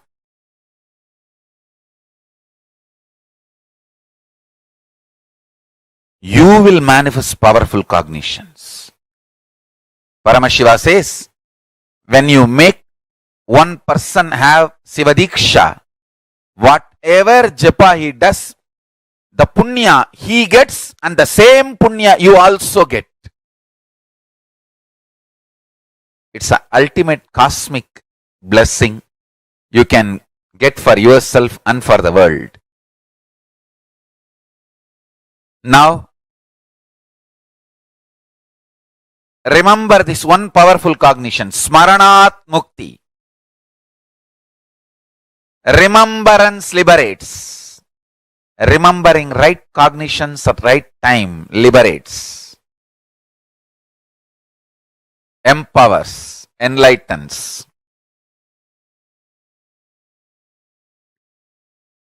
Remembrance enlightens. Smaranat Mukti. If I have to literally translate that word, Smaranat Mukti, into English, right remembrance enlightens and empowers. Right remembrance liberates, enlightens, empowers.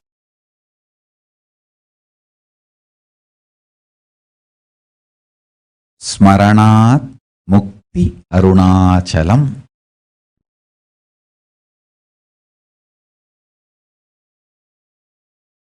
Being with that which neither need to be remembered, can be remembered, nor can be forgotten, or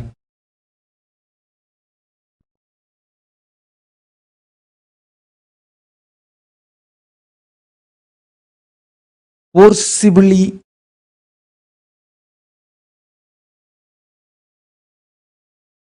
no need to remember it. Anyway, you can't forget it. Being in that space is Arunachala Smaranam. Now I'll initiate all of you. Whatever I received from my Guru Parampara, I'll transmit that to all of you. Listen.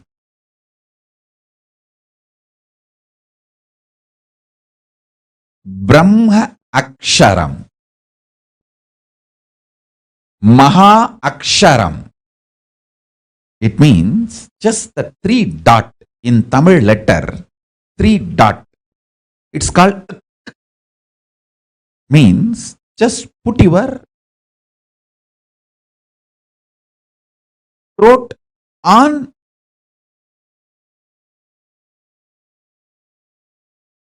your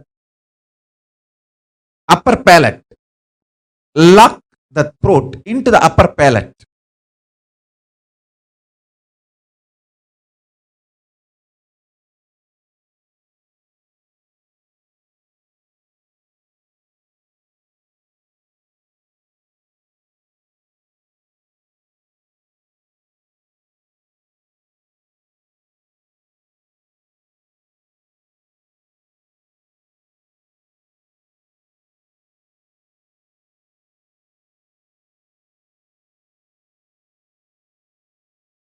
Listen. Listen sincerely. I'll repeat. Brahma Aksharam. The Mahā Aksharam. Ultimate mantra. Truth. This is what I received on this Yoga Pattabhishekam day. I am giving you that to all of you.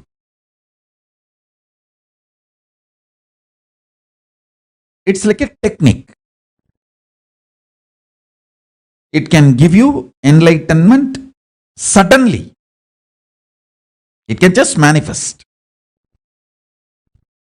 See, first understand, there is something which does not need to be remembered in you, which is there as you, which remembers everything. See, in all of us, there is something which you don't need to remember. That only remembers everything. Whether you are sleeping or you are in waking state or you are in dreaming state, any state, there is something which is in you which remembers everything, and you don't need to remember that. That which is in you, which does not need to be remembered, but which remembers everything, is Arunachala. Listen. All of us have something in us which does not need to be remembered. That only remembers everything and everyone.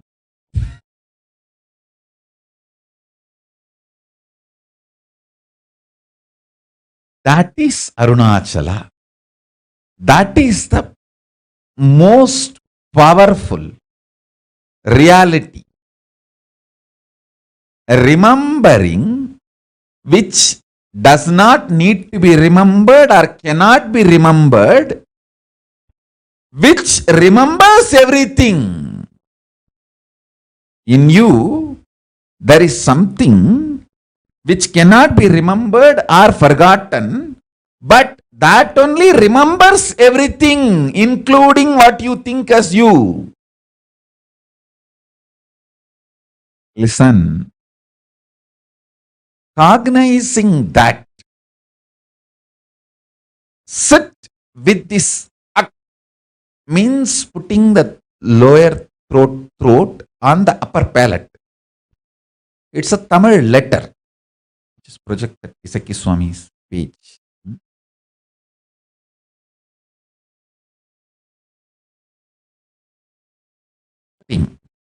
Listen, I am projecting the page where my Guru has written in his own hand the Isaki Swamigal.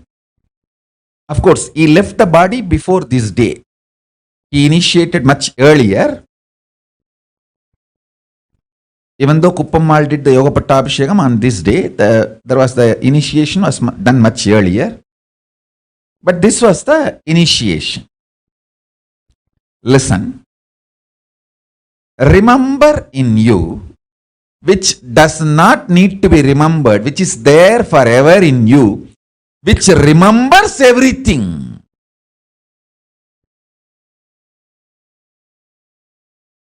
In you there is something which you don't need to remember, you can't forget, which remembers everything. Listen to these three qualities. In you there is something which can't be forgotten, which does not need to be remembered. It is there all the time. That only remembers everything in you. This three quality is what the three dot. The three dot is these three qualities.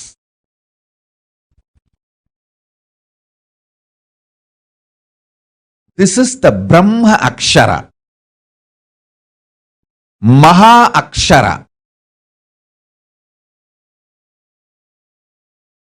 Remember this three quality.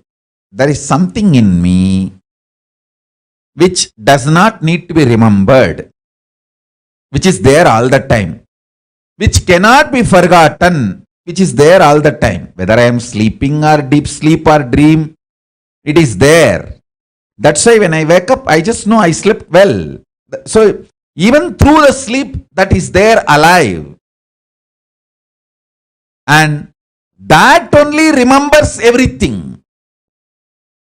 This 3 point is the Brahma Akshara. This 3 point is the Brahma Mantra. Brahma Akshara, Mahā Akshara. Just cognize this and sit with the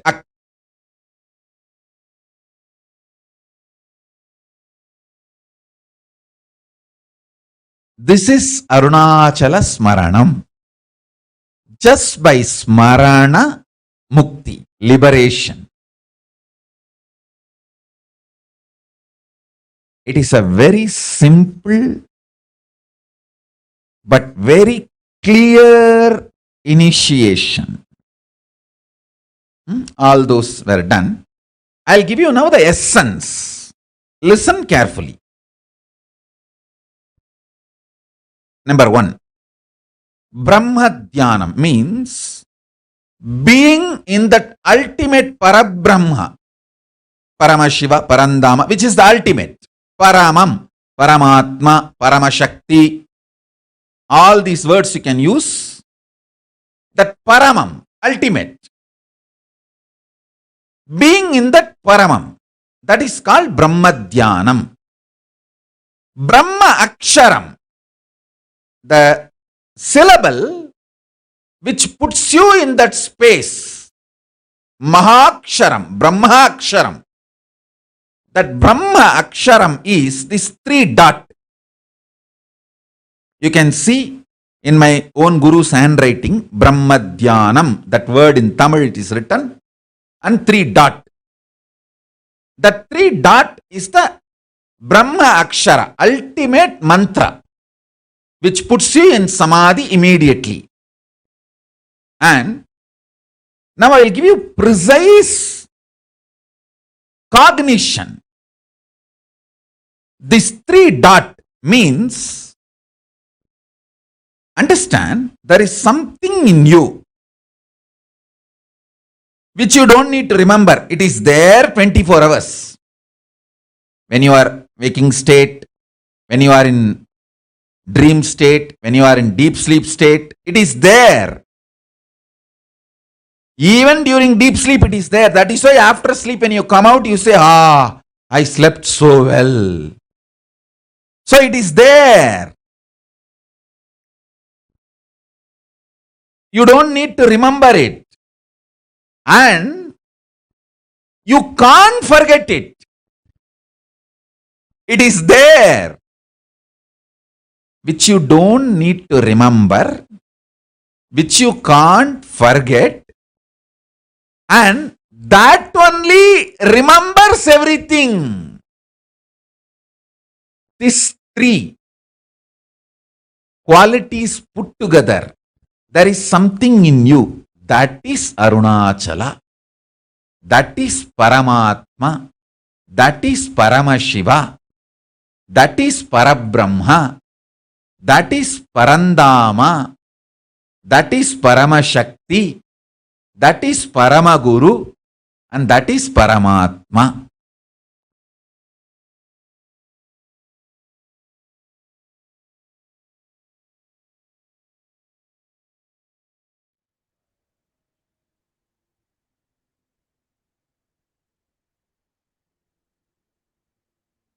So beautifully, Swamiji explained to us the understanding of Smaranat Mukti Arunachala. Each of you right now, take a moment, type in post, what is the exact understanding you got? And Swamiji said about Arunachala, what is it exactly, precisely what did you get as an understanding? Please take a moment and post.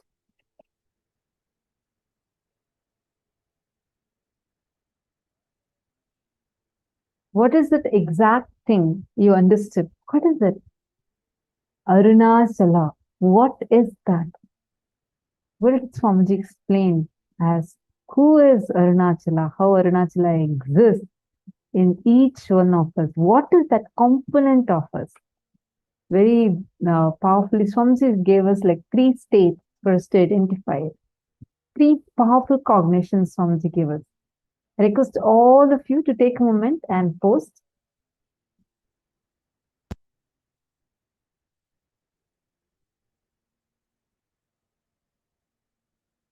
Okay, Bliss. Ma Kalyani is asking, Ma, just tell me how to unclutch. Sure, Ma Kalyani. Sorry, is this, did you get the answer or are you still here? I see it's a message from earlier. Come on, all of you take a moment and share. What did you understand as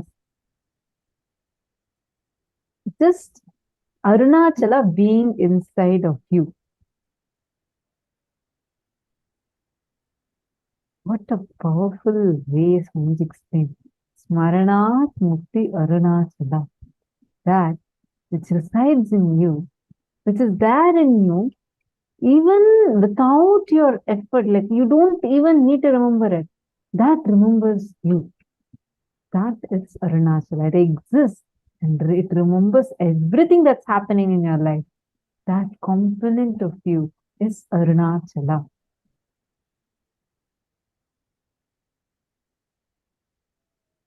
Rajashri Utsavaya has posted, you're not a human being having spiritual experience. You're a spiritual being having a human experience. Absolutely.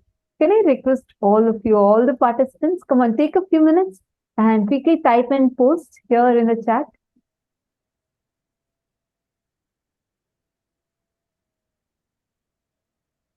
Nithyanandam, Jeronimusaya, Taikizang, Govindanaya, Ashokaminaya. Can I request all of you take a moment and please post in the chat, what did you understand as Arunachala?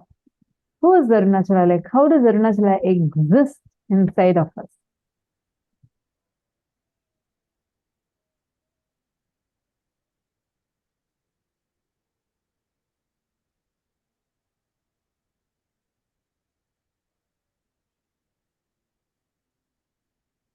Each of these truths are actually empowering us so much. If you cognize the essence of what Swamiji said, whether it is practicing the presence of God or whether it is putting yourself in right remembrance. Actually, when I was listening to this, I was remembering one of the participants' questions yesterday. Ma Prithvi Prasad had asked, right? How you can remember these truths, like, how you can note down all of them. Please understand, Ma, when you are listening, the Smaranat Mukti, just by remembering these cognitions, they get embedded into your biomemory. They automatically resurface up when in need, and you will be able to manifest the experiences with them. It will not need something separate. It does not need something different, something apart or outside. Something that remembers, that's right, Ma Prithvi Prasad, correct. Something that remembers within us. It's almost like this. Let's say you set an alarm to ring 4 days later. You may not, at some point you may forget it, but automatically the alarm is going to ring, whether you forget it or whether you are still remembering it, correct? That is exactly what is Smaranat Mukti. All these powerful cognitions, you may not remember them necessarily always, but these are as initiations embedded into your very system, and they resurface time and again when in need. So whenever you are in need, they resurface back. There's a very beautiful example for this. See, every time you make a decision, correct? Do you remember in your brain that, okay, someone is hurting me? I am supposed to feel embarrassed. So do you think, oh, what emotion am I supposed to feel now? Is it anger? No. Is it hate? No. I'm supposed to feel shamed. Okay. Yes. Pick that up. Is that like a lengthy process for you to remember that you're supposed to feel ashamed? Then after that, you're supposed to cry, and then you give a command for your brain to bring tears, and then the tears come, and then you start the process of crying? No. It's just instantaneous, right? The moment someone tells you, okay, I don't like you anymore, automatically that emotion pops up in you. How? Do you remember each time? Do you say, oh, 1 minute, I have my emotion baggage notebook, so I need to go and see what notes it is, what emotion I'm supposed to have, so I'll go get it? No. It's just there. It comes up. Why? Because the repetitive number of times that you have put yourself through this conditioning, it's a conditioning. It's not default. It's not nature. If you, from a for a child, if you teach from its very birth that whenever you're happy, you're supposed to cry, when it grows up, it will cry. It is just the way you program yourself, the way you think. You've trained your cognitions to function. So now, whenever someone tells you, you don't need to remember that you have to cry. It just automatically happens, right? In that fraction of a second, the whole decision-making process is over. Same way, it's the exact same science, but applying it for the good purpose. Like, for example, the same science when you use for powerful cognition. Every time someone hurts you, what do you remember? Consciously, at least 30, 40 times, if you tell yourself, okay, now, am I reacting? Okay, stop my reaction. It is okay. Let me be in the space of completion and respond. That whole cycle, initially it may take 1 or 2 days, or even more than that time. But after that, the time reduces, and almost becomes nil. Like the moment someone tells something, you will just not react. But you need to put that effort. And that is what Swamiji explains so beautifully as Smaranat Mukti. I never understood it this way until I listened to Swamiji's revelations, Swamiji's satsangs on right remembrance. We all choose to remember our incompletions, entertain, cherish, and make the future decision based on those past. Instead, go back, rewind yourself back to just using the right information, the right knowledge, the right remembrance of powerful cognitions to project the right happenings of the future. Understanding? Now, this is the essence of Smaranat Mukti. What do you remember? The moment you decide that you want to experience the space, that oneness, Advaita, whatever you call it, right? It is just a matter of remembrance. What do you want to remember inside of you? Do you want to cherish? Do you want to entertain the thoughts of failure, the thoughts of suffering and suffocation? Or do you want to manifest the powers or the space of Paramashiva? That is in your hands. What you can do, what you want to do, what you manifest, all the results are in your hands. You are the decision maker. The key is in your hands. Now, applying the same logic, every time you manifest powers, what do you entertain inside of you as you? What do you entertain in you as a right remembrance? Go back, visit it, and see, are you entertaining powerless cognitions? Are you constantly telling yourself, oh, this is all not possible for me, and even this much I can do something great, but I don't think all this is going to work? Or are you reminding yourself that you are Paramashiva? Because you're Paramashiva, you can manifest. What are you telling yourself? Now, let's all play a very, very simple but a very powerful game, okay? Power manifestation game. What you need to do right now, just sit, connect to anybody you want, anyone. It can even be amongst yourselves. You all can just partner up. You're going to be applying this exact same formula and you're going to be identifying the thoughts in another person's inner space. It's very simple, very, very easily possible. There are two choices you have in front of you. Do you want to associate yourself? Do you want to remember the times you've failed and you've not been able to do it?